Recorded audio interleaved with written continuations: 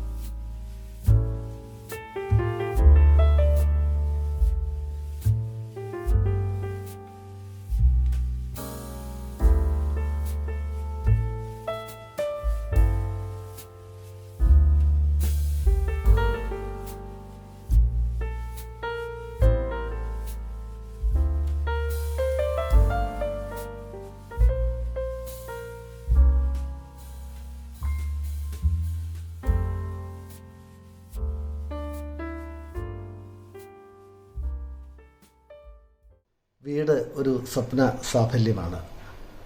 ആ സ്വപ്ന സാഫല്യം അനുഭവിക്കുമ്പോഴും സർഗാത്മകമായി ചിന്തിക്കുക എന്ന ഒരു കാര്യം വളരെ മനോഹരമായി തൻ്റെ കഥകളിലൂടെ ആവിഷ്കരിച്ച എഴുത്തുകാരിയാണ് ശ്രീമതി സൗമ്യ ചന്ദ്രശേഖരൻ. നമസ്കാരം. താങ്കളുടെ വീട് പൂക്കുമ്പോൾ എന്ന ഈ പുസ്തകത്തിൽ ചിലർ വരുമ്പോൾ വീട് പൂത്തുലയും അല്ലേ? ഒരു ചുവന്ന പക്ഷി ആരായിരുന്നു? ആ ചുവന്ന പക്ഷി ആരുടെ അവതാരമാണ് എന്ന് പറഞ്ഞിട്ടാണ് ഇതിലെ അവസാനത്തെ കഥയാണ്. എന്റെ ചോദ്യം കേട്ടതായി നടിക്കാതെ പക്ഷി മുറ്റത്തേക്ക് പറന്നുപോയി. വീടിന്റെ ഇടതുഭാഗത്തുള്ള ചെറുമരത്തിലെ ചില്ലയിൽ പോയിരുന്നു. ഞാൻ അകത്തുപോയി തിരിച്ചു വന്നപ്പോഴും അത് അവിടെ തന്നെ ഇരിക്കുന്നു. മഞ്ഞുകാലം കഴിഞ്ഞു. മുറ്റത്തും വരാന്തയിലുമായി ആ പക്ഷി ഇപ്പോഴും ഞങ്ങളുടെ വീടിനെ പൂത്തു തളർപ്പിക്കുന്നു. ചെറിയൊരു സാന്നിധ്യം മതി ജീവിതം മനോഹരമാക്കാനെന്ന് ആ പക്ഷി എന്നെ പഠിപ്പിക്കുന്നു. വീടും പക്ഷിയും എന്നിൽ ലയിക്കും തോറും എനിക്ക് ചിറകുമുളയ്ക്കുന്നു. ഉള്ളിൽ നിന്ന് അപ്പോഴും ആ ചോദ്യം ഉയരുന്നു, ആരുടെ അവതാരമാണ് ഈ ചുമന്ന പക്ഷി? എത്ര കഥകളാണ് സമാഹാരത്തിൽ? 15 കഥകളാണ് സർ. 15 കഥകളാണ്. അതിൽ അവസാനത്തെ കഥയാണ് വീട് പൂക്കുമ്പോൾ. എഴുത്തിന്റെ വഴിത്താരയിൽ തികച്ചും വ്യത്യസ്തമായ ഒരു കഥന രീതിയാണ് ഈ പുസ്തകത്തിലുടനീളം കാണാൻ കഴിഞ്ഞത്. ഇതിന്റെ പ്രകാശനമൊക്കെ എവിടെ വെച്ചായിരുന്നു? പ്രകാശനം നമ്മുടെ സ്കൂളിൽ വെച്ചിട്ട് തന്നെയായിരുന്നു. നമ്മുടെ വിദ്യാരംഗം കലാസാഹിത്യവേദിയുടെ ആഭിമുഖ്യത്തിലായിരുന്നു പ്രകാശനം നടന്നത്. കഴിഞ്ഞ 9-ാം തീയതി, ഫെബ്രുവരി മാസം 9-ാം തീയതി ആയിരുന്നു പ്രകാശനം നടന്നത്. എനിക്ക് ഭയങ്കര സന്തോഷം തോന്നിയൊരു കാര്യം എന്ന് പറഞ്ഞു കഴിഞ്ഞാൽ എൻ്റെ പ്രിയപ്പെട്ട എല്ലാവരും വന്ന ഒരു ചടങ്ങിലേക്ക് അത് ഭയങ്കര സന്തോഷം നൽകിയൊരു അനുഭവമായിരുന്നു. ഒരു എഴുത്തുകാരി എന്നുള്ള നിലയ്ക്ക് നമ്മളെ വേണ്ടപ്പെട്ടവരെല്ലാവരും എത്തിച്ചേരുമ്പോൾ നമുക്ക് വല്ലാത്ത ആഹ്ലാദം അനുഭവപ്പെടും. സൗമ്യ പറയുന്ന പോലെ തന്നെ ഈ സൗമ്യയുടെ എഴുത്തിന്റെ വഴിത്താരയിൽ 24 പെൺകഥകൾ അല്ലേ? അതായിരുന്നു ആദ്യ പുസ്തകം. അത് എത്ര നാൾ മുമ്പായിരുന്നു? അത് എനിക്ക് തോന്നുന്നു 2 വർഷം മുന്നേ ആയിരുന്നു. ആ പുസ്തകം പ്രസിദ്ധീകരിച്ചതിന് ശേഷം എഴുതിയ കഥകളാണോ ഇത്, അല്ലെങ്കിൽ മുമ്പേ എഴുതിയ കഥകൾ ഇതിനകത്തുണ്ട്? അത് മുമ്പ് എഴുതിയ കഥകളും ഉണ്ട് സാർ. അതിനുശേഷം എഴുതിയ 2 കഥകളേ ഉള്ളൂ. ഇടയ്ക്ക് ഒരു ചെറിയ ഗ്യാപ്പ് വന്നായിരുന്നു. അത് മെയിനായിട്ട് വീടൊരുക്കുന്നതിന് വേണ്ടിയിട്ടുള്ള ഓട്ടപ്പാച്ചിലിനിടയിൽ കുറച്ച് ഗ്യാപ്പ് എടുത്തതാണ്. സൗമ്യയുടെ പുതിയ വീട്ടിലിരുന്നാണ് ഇങ്ങനെ സംസാരിക്കുന്നത്. വീടെന്ന് പറയുന്നത് തീർച്ചയായിട്ടും ഞാൻ തുടക്കത്തിൽ പറഞ്ഞതുപോലെ തന്നെ നമ്മുടെ ഒരു സ്വപ്ന സാഫല്യമാണ്. സൗമ്യക്ക് ഇത് ഹൃദയനീടം പോലെ വിശുദ്ധവുമാണ് ഈ വീട്. ഈ വീട് ഒരു കിളിക്കൂട് പോലെ സൗമ്യ കരുതുന്നു. ഈ കിളിക്കൂട്ടിലെ ഭർത്താവും 2 കുഞ്ഞുങ്ങളും അടങ്ങുന്ന വളരെ മനോഹരമായൊരു കുടുംബം. ഇത്തരമൊരു സ്വപ്നമൊക്കെ വിവാഹശേഷം എത്ര നാൾ കഴിഞ്ഞപ്പോഴുണ്ടായത്? ഇങ്ങനെ ഒരു വീടുണ്ടാകണം, ഇങ്ങനെ ഒരുമിച്ച് ഈ കുഞ്ഞു വീട്ടിൽ കഴിയണമെന്നൊക്കെ ഉള്ളൊരു തോന്നൽ. ഒരു സ്ഥിര ജോലി വേണം എന്നുള്ള ഒരു ആഗ്രഹം മനസ്സിലുണ്ടായിരുന്നു. അപ്പം അതിന് വേണ്ടിയിട്ടുള്ള പ്രിപ്പറേഷനും കാര്യങ്ങളൊക്കെ ആയിരുന്നു കുറേ കാലം. പിന്നെ ജോലി കിട്ടിയതിന് ശേഷം പിന്നെ വീട് വേണം എന്നുള്ള ആഗ്രഹം വന്നു. പക്ഷെ അപ്പോഴൊക്കെയും നമ്മുടെ ഒരു നമുക്ക് ശരിക്കും ഒരു സന്തോഷം കിട്ടിയത് ഇപ്പോഴാണ് സാർ. നമ്മുടെ ഒരു എഴുത്ത്, പിന്നെ നമുക്ക് ഒരു പുസ്തകം വന്നു, അതൊക്കെ ഒത്തിരി സന്തോഷം നൽകി. ഈ പുസ്തകം പ്രകാശനം ചെയ്യപ്പെട്ട ഒരു മാസത്തിനകം തന്നെ ഇതിന്റെ 2ാം പതിപ്പ് ഇറങ്ങി എന്നുള്ളതും ഒരു വിസ്മയമാണ്. ഇറങ്ങിയിട്ടില്ല, ഇറങ്ങും, ഉടനെ ഇറങ്ങും. ആരായിരുന്നു പ്രസാധകർ? റെഡ് ചെറിയാണ്, കോഴിക്കോട് റെഡ് ചെറിയാണ്. അപ്പോൾ ഈ പ്രത്യേകിച്ച് നമുക്കറിയാം നമ്മുടെ ജീവിതത്തിൽ ഇപ്പൊ സ്ത്രീകൾ ധാരാളം പേര് എഴുതാറുണ്ട്. ചിലരുടെ എഴുത്തൊക്കെ വളരെ മനോഹരവുമാണ്. താങ്കളെ കൂടുതൽ സ്പർശിക്കുന്നത് താങ്കളുടെ ചുറ്റുപാട്, താങ്കൾ കാണുന്ന ചില വ്യക്തികൾ, ചില കഥാപാത്രങ്ങൾ, അവരെ ഇങ്ങനെ ഹൃദയത്തിൽ സൂക്ഷിച്ചുകൊണ്ടാണ് ഓരോ കഥകളും പിറക്കാറ്, അല്ലേ? ആത്മാംശമുള്ള കഥകൾ. അപ്പൊ ഈ പാത്രസൃഷ്ടിയൊക്കെ ആയിട്ട് ബന്ധപ്പെട്ടിട്ട് ചെറിയ നാൾ തൊട്ട് തന്നെ ഇങ്ങനെ എനിക്ക് എന്തെങ്കിലുമൊക്കെ എഴുതണമെന്ന് തോന്നുന്ന കാര്യം ഉണ്ടായിരുന്നു? എഴുതുമായിരുന്നു സാർ. പക്ഷെ നമുക്കത് അങ്ങനെ ഒരു പ്രോത്സാഹനം തരാനോ അല്ലെങ്കിൽ അതിങ്ങനെ പുറത്തേക്ക് കാണിക്കാനോ അങ്ങനെയുള്ള സാഹചര്യങ്ങളൊന്നും ഉണ്ടായിട്ടില്ല. പിന്നെ ഈ സോഷ്യൽ മീഡിയയിലൂടെയാണ് ഞാൻ മെയിനായിട്ടും ആദ്യം ഇങ്ങനെ അനുഭവങ്ങളൊക്കെ എഴുതി പോസ്റ്റ് ചെയ്യുമായിരുന്നേ. അപ്പം അതിങ്ങനെ ഏറ്റവും ആദ്യം വന്നത് വനിത ഓൺലൈനിൽ വന്നിരുന്നു. അതിനുശേഷം പിന്നെ കോവിഡുമായിട്ട് ബന്ധപ്പെട്ട കുറച്ച് ഒരു ആർട്ടിക്കിൾ വന്നു. അക്ഷര ഓൺലൈൻ എന്ന് പറഞ്ഞിട്ടുള്ള ഒരു ഓൺലൈൻ മാഗസിനിൽ ഒരു ആർട്ടിക്കിൾ വന്നു. അങ്ങനെ അപ്പം ഇങ്ങനെ പിന്നെ അതിനുശേഷം കോവിഡുമായിട്ട് ബന്ധപ്പെട്ട ഏഷ്യാനെറ്റിൻ്റെ ഓൺലൈൻ, അങ്ങനെ കുറേ അധികം ഓൺലൈൻ മാഗസിൻ പ്രസിദ്ധീകരണങ്ങളിലൊക്കെ വന്നതിന് ശേഷമാണ് പിന്നെ എന്നാൽ ഇതിങ്ങനെ കഥകൾ അയച്ചു കൊടുക്കാം എന്നുള്ള ഒരു ആത്മവിശ്വാസം വന്നത്. ജനിച്ചത്, വളർന്നത്, പഠിച്ചതൊക്കെ എവിടെയാണ്? ജനിച്ചത് ഇവിടെ ഇടുക്കിയിൽ തന്നെ, ചേരിയാർ, ശാന്തമ്പാറ ചേരിയാർ എന്ന സ്ഥലത്താണ്. പഠിച്ചത് MGM UP സ്കൂളിലായിരുന്നു 7ാം ക്ലാസ് വരെ. അതിനുശേഷം +2 വരെ SNV HSS NRCTയിലായിരുന്നു. പിന്നെ ഡിഗ്രി NSS കോളേജ് രാജകുമാരിയിലായിരുന്നു. അതിനുശേഷം പിന്നെ ഞാൻ ആലപ്പുഴ യൂണിവേഴ്സിറ്റി ഇൻസ്റ്റിറ്റ്യൂട്ട് ഓഫ് മാനേജ്മെന്റിൽ MBA എടുത്തു. പിന്നെ ട്രിവാൻഡ്രത്ത് യൂണിവേഴ്സിറ്റിയുടെ ഡിപ്പാർട്ട്മെന്റിലായിരുന്നു MCOM എടുത്തത്. പിന്നെ B.Ed എടുത്തു. ഇപ്പം ഞാൻ നിലവിൽ സാഹിത്യം പഠിച്ചുകൊണ്ടിരിക്കുന്നു. നമുക്കൊരു നമുക്ക് അങ്ങനെ എപ്പോഴും ഇങ്ങനെ ആ സമയങ്ങളിലൊക്കെ ഓരോ നെറ്റ് സെറ്റിന്റെ ഒക്കെ പ്രിപ്പറേഷൻ അങ്ങനെയൊക്കെ ആയിട്ടും പിന്നെ PSCയുടെ പഠനവും കാര്യങ്ങളും ഇതെല്ലാം കല്യാണം കഴിഞ്ഞതിന് ശേഷവും മക്കളതിന് ശേഷം ഒക്കെ തുടരുമായിരുന്നേ. അപ്പം അതിനുശേഷം പിന്നെ നമുക്കിങ്ങനെ പഠിത്തം വിട്ടങ്ങ് നിൽക്കാനുള്ള ഒരു ഇത് പറ്റുന്നില്ലായിരുന്നു. അല്ല, അത് പ്രധാനപ്പെട്ട ഒരു കാര്യമാണ്. മാത്രമല്ല പഠിത്തം വിട്ടുകളയാതെ നിൽക്കുന്നത് കൊണ്ട് തന്നെ നമ്മൾ എപ്പോഴും ഇങ്ങനെ കൂടുതൽ പഠിച്ചുകൊണ്ടിരിക്കും. ഒരു കുട്ടിയെ പോലെ തന്നെ നമ്മളിങ്ങനെ വളർന്നുകൊണ്ടേയിരിക്കും. ഇനി കഥയെഴുത്തിന്റെ വഴിയിലേക്ക് വരുമ്പോൾ ഇത്തരം ഒരു പുസ്തകം എഴുതുന്നതിന് മുമ്പ്, അതായത് വീട് പൂക്കുമ്പോൾ എന്ന ഈ സമാഹാരത്തിന് മുമ്പ് തന്നെ എഴുതപ്പെട്ടിട്ടുള്ള പുസ്തകമാണ്, ഒരു സമാഹാരമാണ് അല്ലേ? 24 കഥാകാരികളുടെ 24 പെൺകഥകൾ. ഇതിന്റെ എഡിറ്റർ ആവേണ്ടായ ഒരു കാര്യം എന്താണ്? ഇതിനകത്തോട്ട് ഞാൻ ആദ്യം ഒരു കഥ അയച്ചു കൊടുക്കുമായിരുന്നു. അതിനുശേഷം പിന്നെ അതിന്റെ ഷാനവാസ് എന്ന് പറഞ്ഞ സാറായിരുന്നു അതിന്റെ പ്രസാധകര്. ആ സാറ് എന്റെ അടുത്ത് ഇങ്ങനെ സംസാരിച്ചു, ഇങ്ങനെ സമാഹാരത്തിന്റെ എഡിറ്റർ ആവാനായിട്ട് പറയുമായിരുന്നു. സംസാരിച്ച് ചർച്ച നടത്തി. ഇത് പ്രസിദ്ധീകരിച്ചത് 2021-ലാണ്. അപ്പൊ 2021 മുമ്പ് എഴുതിയ കഥകളും ഈ സമാഹാരത്തിലുണ്ട്. വീട് പൂക്കുമ്പോൾ സ്കൂളിൽ പഠിക്കുമ്പോൾ, കോളേജിൽ പഠിക്കുമ്പോഴും ഒക്കെ ഇത്തരത്തിലുള്ള രചനകൾ ഉണ്ടായിരുന്നു. അതായത് നമ്മുടെ കോളേജ് മാഗസിനിലോട്ട് അന്ന് ഞാനൊരു കവിതയാണ് എഴുതിയത്. പക്ഷെ അത് നമ്മുടെ NSS കോളേജ് യൂണിയൻ മാഗസിനിലോട്ട് കൊടുത്തിട്ടുണ്ടായിരുന്നു. പക്ഷെ അത് മാഗസിനായിട്ടത് പിന്നീട് എന്തൊക്കെയോ കാരണങ്ങൾ കൊണ്ട് അത് വന്നില്ല. നമ്മുടെ യൂണിയൻ തന്നെയായിരുന്നു. SFI സംഘടനാ പ്രവർത്തനം ഉണ്ടായിരുന്നു സാർ. ആ സമയത്ത് ഞാൻ യൂണിവേഴ്സിറ്റി യൂണിയൻ വൈസ് ചെയർമാൻ ആയിരുന്നു. MG യൂണിവേഴ്സിറ്റി സെനറ്റ് മെമ്പർ ആയിരുന്നു. പിന്നെ ഇവിടെ യൂണിവേഴ്സിറ്റി യൂണിയൻ കൗൺസിലർ ആയിരുന്നു. അങ്ങനെ സംഘടനാ പ്രവർത്തനം രാജകുമാരി NSS കോളേജിൽ പഠിക്കപ്പെടും. അപ്പൊ രാജകുമാരി NSS കോളേജിലെ പഠനകാലം, ചേരിയാറന്തം ഗ്രാമത്തിലെ ജനനം, ബാല്യം, കൗമാരം, ഈ സമയമൊക്കെ നമ്മുടെ നാട്ടിൽ തന്നെ ആയിരുന്നു. രാജകുമാരി NSS കോളേജിലെ പഠനകാലം വരെ നമ്മുടെ നാട്ടിലായിരുന്നു. അപ്പോൾ ചില കഥാപാത്രങ്ങൾ മനസ്സിൽ വല്ലാതെ അങ്ങോട്ട് വായിക്കുന്നവന്റെയും മനസ്സിൽ പച്ച പിടിച്ച് കടന്നു വരും. അപ്പോൾ ഈ സമാഹാരത്തിലെ അങ്ങനെയുള്ള ചില കഥാപാത്രങ്ങളുണ്ടല്ലേ. അതിനകത്ത് ഏറ്റവും ശ്രദ്ധേയമായിട്ട് സൗമ്യ എപ്പോഴും ചിന്തിക്കുന്നതും എപ്പോഴും വളരെ മനോഹരമായിട്ട് അവരെ കുറിച്ചിട്ട് എഴുതണമെന്ന് വിചാരിച്ചതും ആരെ കുറിച്ചിട്ടാണ്? അങ്ങനെ ഇതിനകത്തുള്ള എല്ലാ കഥാപാത്രങ്ങളും ഞാനുമായിട്ട്, അല്ലെങ്കിൽ ഞാൻ അറിയുന്ന, അല്ലെങ്കിൽ എനിക്ക് പരിചയമുള്ള കഥാപാത്രങ്ങളാണ്. അതിനകത്ത് എനിക്ക് ഏറ്റവും ഏറ്റവും ഇഷ്ടപ്പെട്ട കഥ എന്ന് പറയുന്നത് വീട് പൂക്കുമ്പോൾ തന്നെയാണ്. കാരണം നമ്മളിങ്ങനെ നമ്മുടെ സ്വപ്നമാണ് ഒരു വീട് എന്ന് പറയുന്നത്. അപ്പൊ ഇതിങ്ങനെ ഒരു വീടായിട്ട് വരുമ്പോൾ നമ്മൾ ഒരുപാട് ആഗ്രഹിക്കും, നമുക്ക് ഏറ്റവും പ്രിയപ്പെട്ട ആളുകൾ നമ്മുടെ കൂടെ ഉണ്ടാവണം എന്ന് ആഗ്രഹിക്കും. പക്ഷെ അങ്ങനെ ഇല്ലാതെ വരുമ്പോഴുള്ള ഒരു വിഷമമുണ്ടല്ലോ. അല്ല, പല കഥകളിലും നമ്മൾ അങ്ങനെ കാണുന്നുണ്ട്. ഈ കഥകൾ വായിച്ചു തീരുമ്പോൾ എവിടെയോ ഒരു നനുത്ത സങ്കടം കാണുന്നുണ്ട് അല്ലേ? അത് പല കഥകളിലും അങ്ങനെ കാണുന്നുണ്ട്. അപ്പൊ ചിലരൊക്കെ നമ്മളിൽ നിന്ന് നഷ്ടപ്പെട്ടു പോകുന്നു, ചിലരൊക്കെ നമ്മുടെ അരികിലേക്ക് ചേർന്ന് നിൽക്കുന്നു. അത് അനുഭവം എപ്പോഴും ഉണ്ടല്ലേ? ഉണ്ട്. ഞാൻ ആഗ്രഹിക്കുന്നത് മനുഷ്യരുടെ സ്നേഹമാണ്. അത് ഇങ്ങനെ കിട്ടാതെ വരുമ്പോഴും അത് കിട്ടുമ്പോഴൊക്കെ എനിക്ക് എഴുതണം എന്ന് തോന്നും. ഞാൻ എഴുതാറുണ്ട്. പിന്നെ എനിക്ക് ഏറ്റവും ആളുകൾ ഒരുപാട് റെസ്പോണ്ട് ചെയ്ത്, അല്ലെങ്കിൽ ഒരുപാട് എന്നെ വിളിച്ച് സംസാരിച്ച്, സ്ത്രീകൾ പ്രത്യേകിച്ച് ഇരുണ്ട ഭൂഖണ്ഡം എന്ന് പറഞ്ഞ ആദ്യത്തെ കഥയായിരുന്നു. പലർക്കും അത് എനിക്ക് തോന്നുന്നു അനുഭവങ്ങൾ ഉണ്ടാവാം, അല്ലെങ്കിൽ അങ്ങനത്തെ അവരുടെ ഏറ്റവും പ്രിയപ്പെട്ടവർക്ക് അങ്ങനത്തെ അനുഭവങ്ങൾ ഉണ്ടായിട്ടുണ്ടാവാം. ഒരുപാട് സ്ത്രീകൾ എന്നെ വിളിച്ചിട്ടുള്ളത് ആ കഥ വായിച്ചതിന് ശേഷമാണ്. പിന്നെ അന്നമ്മച്ചേടത്തിയുടെ വേവലാതികൾ വായിക്കുമ്പോൾ നമുക്കൊരു കോവിഡ് കാലഘട്ടം നമ്മുടെ മുന്നിൽ തെളിഞ്ഞു വരും. ഈ ചാമി എന്ന കഥയിലെ കഥാപാത്രമൊക്കെ ആയിട്ട് ബന്ധപ്പെട്ട് എങ്ങനെയാണ് ചാമി? അതും എനിക്ക് പരിചയമുള്ള കഥാപാത്രം തന്നെയാണ്. നമ്മൾ ഒത്തിരി ഓപ്പണായിട്ട് പറയാൻ പറ്റില്ല. പ്രത്യേകിച്ച് നമുക്കറിയാം, നമുക്ക് ഈ അതിർത്തി മേഖല ശാന്തമ്പാറ തോട്ടം മേഖലയാണ്, കുറച്ച് തമിഴ് കൾച്ചറുണ്ട്. അപ്പൊ അങ്ങനെയുള്ള ജീവിതത്തില് ഈ തോട്ടവും വീടും മാത്രമായിട്ട് കഴിഞ്ഞുകൂടുന്ന, പുറലോകവുമായിട്ട് കാര്യമായി ബന്ധമില്ലാത്ത ഒരുപാട് സ്ത്രീജനങ്ങളെ കണ്ടും കേട്ടും അറിഞ്ഞുമുള്ള പരിചയമുണ്ട് അല്ലേ? അപ്പൊ അവരെല്ലാം മനസ്സിലുണ്ട് അല്ലേ? പിന്നെ മറ്റൊരു കാര്യം എന്നുള്ളത്, കഥ എഴുതുക എന്നുള്ളത് കവിത എഴുതുന്നത് പോലെയല്ല, കുറച്ച് ദുഷ്കരമാണെന്നൊക്കെ വിചാരിക്കുന്ന ഒരാളാണ് ഞാൻ. സൗമ്യക്ക് എങ്ങനെയാണ്? എനിക്ക് അങ്ങനെയല്ല സാർ, എനിക്ക് കവിതയാണ് എനിക്ക് ബുദ്ധിമുട്ടായിട്ട് തോന്നിയിട്ടുള്ളത്. അത് നമുക്ക് കുറച്ചുകൂടെ എഴുതി കുറെ മാറ്റങ്ങൾ വരുത്തിയാണ് പ്രസിദ്ധീകരണത്തിന് നമ്മൾ അയച്ചു കൊടുക്കാറുള്ളത്. അപ്പൊ കുറെ സമയം എടുക്കാറുണ്ട്. എങ്കിൽ പോലും എനിക്ക് പറ്റുന്നത് കഥയായിട്ടാണ്. വലിയ ദീർഘമായ കഥകൾ എഴുതാറില്ല അല്ലേ?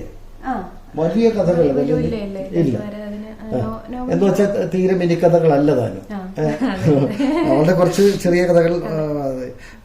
ഇതിനകത്ത് ഇപ്പോ ഈ പുസ്തകം പ്രസിദ്ധീകരിച്ചതിന് ശേഷം ഇപ്പൊ പലരും വിളിച്ച് ഇരുണ്ട ഭൂഖണ്ഡം വല്ലാതെ സ്പർശിച്ചു എന്ന് പറഞ്ഞു. മാത്രമല്ല, ഈ ആദ്യ പുസ്തകം തന്നെ ഏതാണ്ട് ഒരു മാസത്തിനുള്ളിൽ തന്നെ ആദ്യ പതിപ്പ് തീരുമ്പോൾ സൗമ്യ എങ്ങനെയാണ് മറ്റുള്ളവരിലേക്ക് പുസ്തകം എത്തിച്ചത്? എങ്ങനെയാണ്? മറ്റുള്ളവർ എൻ്റെ അടുത്ത് കോണ്ടാക്ട് ചെയ്യാൻ, അല്ലാതെ പബ്ലിഷേഴ്സ് കൊടുത്തതുണ്ട്. അവരായിരുന്നു. പിന്നെ നമ്മുടെ ഏറ്റവും കൂടുതൽ ഇവിടെ സ്കൂളിലൊക്കെ ആണെങ്കിലും ഭയങ്കര സപ്പോർട്ടായിരുന്നു സാർ. സ്കൂളിൽ പഠിപ്പിക്കുന്നത് സേനാപതി മാർബേസ്ലി ഹയർ സെക്കൻഡറി സ്കൂളിൽ +2 അധ്യാപിക. ഏതാണ് സബ്ജക്ട്? കൊമേഴ്സ്. സാഹിത്യം പഠിക്കുന്നതിൽ PhD ചെയ്യണം എന്നാണ് ആഗ്രഹം. സാഹിത്യത്തിൽ ചെയ്യണമെന്നാണ് ആഗ്രഹം. എന്തായാലും ഈ സേനാപതി സ്കൂളിൽ ജോലി കിട്ടി, അതും ഒരു പ്രധാനപ്പെട്ട ഒരു കാര്യമാണ് നമ്മുടെ നാട്ടിൽ തന്നെ അല്ലേ, നമ്മുടെ നാടിനോട് അടുത്ത്. സാഹിത്യത്തിന്റെ വഴിയിലേക്ക് കടന്നപ്പോൾ ആരായിരുന്നു സൗമ്യക്ക് പ്രോത്സാഹനവും കരുത്തും ആത്മവിശ്വാസവും ഒക്കെ പകർന്നു? ഞാനിങ്ങനെ എഴുതി, നമുക്കിങ്ങനെ സോഷ്യൽ മീഡിയ വഴി അങ്ങനെ വന്ന് പിന്നെ ആയി കഴിഞ്ഞപ്പോഴത്തേക്ക് എനിക്ക് അങ്ങനെ സാഹിത്യത്തിലധികം സുഹൃത്തുക്കളില്ലായിരുന്നു. ഒരു 2019 ആ ഒരു സമയത്തൊക്കെ അങ്ങനെ ഇല്ലായിരുന്നു. അപ്പൊ ഞാനിത് എൻ്റെ ഏറ്റവും പ്രിയപ്പെട്ട സുഹൃത്തുക്കൾക്ക് അയച്ചു കൊടുക്കുമായിരുന്നു. പക്ഷെ എനിക്ക് കാരണം നമ്മൾ ഇതിങ്ങനെ ഒരു കാര്യം സോഷ്യൽ മീഡിയയിലോട്ട് ഇട്ട് കഴിഞ്ഞിട്ട് അതിനകത്ത് എന്താണെന്ന് നമുക്ക് അതിന് മുന്നേ നമ്മൾ ഏറ്റവും പ്രിയപ്പെട്ടവരുടെ അടുത്ത് നമ്മൾ പറയും ആത്മവിശ്വാസത്തിന് വേണ്ടിയിട്ട്. പക്ഷെ എനിക്ക് ഭയങ്കര ആളുകൾക്ക് സമയമില്ലല്ലോ സാർ ഇങ്ങനെ, അല്ലെങ്കിൽ അതിനോട് താല്പര്യം വേണം അല്ലേ? ശരിയല്ലേ? നമ്മളിപ്പോ ഒരു ഫോട്ടോ കാണുമ്പോൾ ഒരുപാട്, അല്ലെങ്കിൽ വീഡിയോ കാണുമ്പോഴൊക്കെ ഒരുപാട് ലൈക്കും കാര്യങ്ങളൊക്കെയാ. പക്ഷെ നമ്മൾ എഴുതിയ ഒരു കാര്യം വായിക്കുക, അഭിപ്രായം പറയുക എന്നൊക്കെ പറയുന്നത് അതിനോട് കൂടുതൽ കുറച്ചുകൂടെ അതിനോട് താല്പര്യമുള്ളവർ മാത്രമാണെന്നാണ്. അതെ. അല്ല, താല്പര്യമുള്ളവർക്കാണ് അതിനോടൊരു ഇൻട്രസ്റ്റ് ഉള്ളൂ, വായിക്കാനൊക്കെ ഉള്ളൊരു ഇൻട്രസ്റ്റ് വരത്തുള്ളൂ. പക്ഷെ എനിക്ക് കിട്ടിയ ഒരു അനുഭവം എന്ന് പറയുന്നത് ഇവരുടെ ഇൻബോക്സിൽ ഇങ്ങനെ കിടക്കും. അത് ഓപ്പൺ ആക്കി പോലും നോക്കാത്ത കുറെ ഒരു അനുഭവങ്ങൾ ഉണ്ടായിട്ടുണ്ട്. അത് നമുക്ക് ഭയങ്കര വിഷമമായിരുന്നു ആദ്യകാലങ്ങളിലൊക്കെ. മൈൻഡ് ചെയ്യുന്നില്ല അത്. പക്ഷെ ഞാനിത് ശരി, അവരൊന്നും കണ്ടില്ല, ഞാനത് പോസ്റ്റ് ചെയ്യുവാണെങ്കിൽ അതിന്റെ താഴെ കാണുന്ന കമന്റ് ഇടുകയും ചെയ്യും. അപ്പം അതെന്താണെന്ന് ഞാൻ പലപ്പോഴും ആലോചിച്ചിട്ടുണ്ട്. ഒത്തിരി സങ്കടം വന്നിട്ടുമുണ്ട് കേട്ടോ. നമ്മൾ ഒരുപാട് അവരുടെ അടുത്തൊക്കെ ഫാമിലി അല്ലെങ്കിൽ ഒത്തിരി കാര്യങ്ങളൊക്കെ സംസാരിക്കുന്ന മനുഷ്യരൊക്കെയാണ്. പക്ഷെ എന്താണ് ഇങ്ങനെയുള്ള കാര്യങ്ങളോട് വലിയ താല്പര്യം കാണിക്കാതെ വന്നൊരു സമയം ഉണ്ടായിരുന്നു. അതിനുശേഷം പിന്നെ ജ്യോതിസ് മാഷിനെ പരിചയപ്പെട്ടു. ഇതിനകത്ത് അവതാരിക എഴുതിയേക്കുന്ന ജ്യോതിസ് സുഹൃത്താണ് അല്ലേ? സുഹൃത്താണ്. അതെ. സാറാണ് എനിക്ക് അത്, അതായത് സാറ് വായിച്ചതിന് ശേഷമുള്ള ഒരു കറക്റ്റ് ഒരു അഭിപ്രായം പറയുമായിരുന്നു. ഓരോ ഇതിലും ഇപ്പൊ കഥകളൊക്കെ ആണെങ്കിലും എല്ലാ കഥകളും അദ്ദേഹം വായിച്ചതിന് ശേഷമാണ് കഥകളും എനിക്ക് തോന്നുന്നു അദ്ദേഹം വായിച്ചിട്ടുണ്ട്. ഞാൻ ഏറ്റവും ആദ്യം ഹസ്ബൻഡിനെ വായിച്ച് കേൾപ്പിക്കും. അങ്ങനെ വായിക്കത്തില്ല, ഞാൻ പറയുന്നത് കേൾക്കുന്നത് ആദ്യം ഹസ്ബൻഡാണ്. അതിനുശേഷം പിന്നെ ഞാൻ സാറിന് അയച്ചു കൊടുക്കാറുണ്ട്. സാറ് വായിച്ച അഭിപ്രായം പറയാറുണ്ട്. അപ്പൊ ഈ വീടിന്റെ നായികാനായകന്മാരെന്ന് പറയുന്നത് സൗമ്യയും പ്രിയപ്പെട്ട അരുൺ ബെഞ്ചമിനുമാണ്. അരുണിനെ സംബന്ധിച്ച് പറയുമ്പോഴെല്ലാം വളരെ സൗന്ദര്യാത്മകമാകണമെന്ന് വിചാരിക്കുന്ന ഒരാളാണ്. ഈ വീടിന്റെ അകത്തളത്തിലേക്ക് കയറുമ്പോൾ നമ്മളത് മനസ്സിലാക്കുന്നുണ്ട്. അപ്പൊ ചോദിക്കുമ്പോൾ അരുണിനോട് ചോദിക്കുമ്പോൾ പക്ഷെ വിജയത്തോടു കൂടി പറയും അങ്ങനെയൊന്നുമില്ല, ചെറിയ ഒരു രീതിയിലൊക്കെ ഒന്ന് മാനേജ് ചെയ്ത് പോകുന്നു എന്ന് പറയും. മക്കള് എങ്ങനെയാണ് സൗമ്യയുടെ സ്വഭാവത്തിൽ എഴുത്താനൊക്കെ തുടങ്ങിയിട്ടുണ്ട്? ഇല്ല, ചെറിയ കുട്ടികളാണ്. 1ലും 3ാം ക്ലാസ്സിലും പഠിക്കുന്നത് അല്ലേ? എന്താ പേരാണ്? ആമ്പലും ആമ്പലും. മൂത്തയാളാണ് ആമ്പൽ, ഇളയാൾ ആമ്പൽ. എവിടെയാണ് അവർ പഠിക്കുന്നത്? അവര് സെന്റ് മേരീസ് സ്കൂളിലാണ്, രാജകുമാരി സെന്റ് മേരീസിലാണ് പഠിക്കുന്നത്. ഇനി നമ്മൾ ഒരു അധ്യാപിക എന്നുള്ള നിലയ്ക്ക് ഇപ്പൊ ഏത് വിഷയം പഠിപ്പിക്കുന്നവരായിക്കോട്ടെ, നമ്മുടെ കുട്ടികൾ നമ്മുടെ സ്ഥാപനവും നൽകുന്ന പ്രോത്സാഹനം വളരെ വിലപ്പെട്ടതാണ്. ഇപ്പൊ തുടക്കത്തിൽ പറഞ്ഞ പോലെ തന്നെ സ്വന്തം സ്കൂളിലെ വിദ്യാരംഗ കലാസാഹിത്യവേദിയുടെ പ്രോഗ്രാമായിട്ടാണ് ഈ പരിപാടി നടത്തിയത്. അപ്പൊ എത്രമാത്രം സൗമ്യയുടെ ഇത്തരം പ്രവർത്തനങ്ങളോട് അവർ താല്പര്യം കാണിക്കുന്നു എന്നുള്ളതിന് ഉദാഹരണം. ഭയങ്കര സപ്പോർട്ടായിരുന്നു. അച്ഛൻ എല്ലാ കാര്യങ്ങൾക്കും കൂടെ നിന്നു. അതുപോലെ സാറ് അന്ന് ആ ഒരു പ്രകാശനത്തിന്റെ ചടങ്ങിൽ ആ സ്റ്റേജും കാര്യങ്ങളും എല്ലാം ചെയ്തത് അവിടുത്തെ ലിജോ സാറിന്റെ കൊമേഴ്സിലെ തന്നെ അധ്യാപകനാണ്. സാറും പിന്നെ കുട്ടികളും ഞങ്ങൾ എല്ലാവരും കൂടെ ചേർന്നിട്ടാണ് സ്റ്റേജ് മൊത്തം അലങ്കരിക്കുകയും എല്ലാ കാര്യങ്ങൾക്കും അവർ കൂടെ ഉണ്ടായിരുന്നു സാർ. സാധാരണ രീതിയിലൊരു പുസ്തക പ്രകാശനം എന്ന് പറയുമ്പോൾ ആരുടെയാണോ പുസ്തകം ഈ എഴുത്തുകാരി അല്ലെങ്കിൽ എഴുത്തുകാരൻ ഇങ്ങനെ മാറി നിൽക്കുകയും ബാക്കി കാര്യങ്ങളൊക്കെ ചെയ്യുകയും ചെയ്യുന്ന രീതിയാണ്. അത് സൗമ്യയുടെ പുസ്തക പ്രകാശനം അങ്ങനെ ആയിരുന്നില്ല. ഒപ്പത്തിനൊപ്പം നിൽക്കുന്നു, നമുക്ക് എല്ലാവരും കൂടിയിട്ട് ചെയ്തേക്കാമെന്ന് പറയുന്ന ഒരു ചിന്തയുണ്ടായിരുന്നു. പുതിയ പ്രൊജക്ടുകൾ, പഠന കാര്യത്തില് പുതിയ സാഹിത്യം പഠിക്കുന്നു എന്ന് പറഞ്ഞു. പഠിക്കുന്നതിന്റെ പരീക്ഷയാണ് അടുത്ത മാസം. ആണോ? 5th സെമസ്റ്റർ 6th സെമസ്റ്ററിന്റെയും പരീക്ഷയാണ് അടുത്ത മാസങ്ങളിൽ. ഏത് യൂണിവേഴ്സിറ്റിയാണ്? കേരള യൂണിവേഴ്സിറ്റിയിലാണ്. ഇനി അതിന്റെ ഒരു റിസർച്ച് കൂടി ചെയ്യണമെന്നാണ് ആഗ്രഹം. റിസർച്ച് ചെയ്യണം സാർ. സത്യം പറഞ്ഞാല് ഞാന് PGക്കാണ് ജോയിൻ ചെയ്തത് കേട്ടോ. PGക്കാണ് ജോയിൻ ചെയ്തത്. എല്ലാ ഫീസെല്ലാം അടച്ചതിന് ശേഷം പിന്നെ അവിടുന്ന് ഇൻഫർമേഷൻ കിട്ടുമായിരുന്നു. അതായത് ഞാൻ BCom ഡിഗ്രി ചെയ്തത്. അപ്പൊ BComൽ പഠിച്ച മലയാളം പറ്റില്ല, അല്ലാതെ നമ്മുടെ ആർട്സ് സബ്ജക്റ്റുകളിലുള്ള അതുകൊണ്ട് എനിക്ക് ചെയ്യാൻ പറ്റില്ല എന്ന് പറഞ്ഞു. അപ്പൊ പക്ഷെ എനിക്ക് വിട്ടുകൊടുക്കാൻ തോന്നിയില്ല. ഞാനപ്പോ വീണ്ടും ആദ്യം തൊട്ട് ഡിഗ്രി തൊട്ട് ചെയ്തു. ഡിഗ്രിയും വീണ്ടും ലിറ്ററേച്ചർ പഠിച്ചു. ഡിഗ്രി വീണ്ടും പഠിച്ചു. MA ചെയ്യണം. എന്തായാലും അതും ശ്രമകരമാണെങ്കിൽ പോലും താല്പര്യം കൊണ്ടാണ് അങ്ങനെ ചെയ്യുന്നത്. ഇപ്പൊ എന്തായാലും ഈ എക്സാമോട് കൂടിയിട്ട് ഡിഗ്രി കഴിയും. ആനുകാലിക പ്രസിദ്ധീകരണങ്ങൾ, ആകാശവാണി പോലെയുള്ള സ്ഥാപനങ്ങൾ, അതിലൊക്കെ കഥകള് അപ്പൊ ലാസ്റ്റ് കഥ നമ്മുടെ വീട് പൂക്കുമ്പോൾ ആകാശവാണിയിൽ വന്നിരുന്നു. പിന്നെ അങ്ങനെ ഒരുവിധം എല്ലാ കഥകളും പ്രസിദ്ധീകരിച്ചത് തന്നെ സാർ. ഈ ഒരു കാലഘട്ടത്തിൽ സമാനഹൃദയരായിട്ടുള്ള എഴുത്തുകാർ ധാരാളം പേര് സോഷ്യൽ മീഡിയ വഴിയൊക്കെ ബന്ധപ്പെടുന്നുണ്ട് അല്ലേ? അങ്ങനെയുള്ള ഒരു ധാരാളം പേരുണ്ട് സൗമ്യക്ക് അല്ലേ? കൂട്ടുകാർ, സുഹൃത്തുക്കൾ. അജയ് വേണു മാഷ് നല്ല സുഹൃത്താണ്. പിന്നെ ഞാൻ എപ്പോഴും ഒത്തിരി ബഹുമാനത്തോടെ കാണുന്നത് ഇടുക്കിയിലെ മുതിർന്ന എഴുത്തുകാരെയാണ്. അപ്പം അവരെയൊക്കെ കാണുമ്പോൾ എനിക്കധികം അങ്ങനെ സംസാരിക്കാനുള്ള ഒരു ഇതല്ല, കൂടുതൽ ഇങ്ങനെ റെസ്പെക്റ്റ് ആണ് അവരെയൊക്കെ കാണുമ്പോൾ. അവരെല്ലാവരും ഉണ്ടായിരുന്നു ആ പരിപാടിക്ക്. പിന്നെ നമ്മുടെ ജോസ് ആന്റണി സാറിനെ അന്ന് സാറിന് അസൗകര്യം ഉണ്ടായിരുന്നു, വരാൻ സാധിച്ചില്ല. പക്ഷെ സാറിനെ നേരിട്ട് പോയി കാണാൻ സാറ് തന്നെ വിളിച്ചിരുന്നു, ഇങ്ങനെ സംസാരിച്ചു പുസ്തകത്തെ പറ്റിയിട്ടൊക്കെ. അതൊക്കെ ഭയങ്കര സന്തോഷമാണ്.